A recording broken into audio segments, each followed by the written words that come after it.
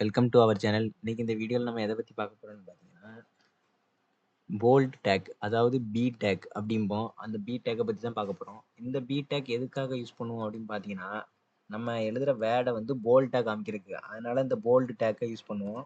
இதோட take name என்னன்னு பார்த்தீங்கன்னா பி, கேபிட்டல் பி தான் இந்த டேக்கோட நேம். இந்த டேக்கில் நீங்கள் இப்போ என்ன வேர்டு எழுதுறீங்களோ, இப்போ எக்ஸாம்பிளுக்கு கார், அப்புறம் ஒரு பைக், இந்த மாதிரி வேர்ட் எழுதியிருக்கேன். இந்த வேர்ட் வந்து ப்ரௌசரில் பார்த்தா தெரியும், போல்டாக காமிக்கும். ரெஃப்ரெஷ் பண்ணி பார்ப்போம். ரெஃப்ரெஷ் பண்ணிட்டா ஓகே, பார்த்தா தெரியும் உங்களுக்கு இந்த வேர்ட் போல்டாக இருக்கும், போல்டு லெட்டரில் எழுதும்.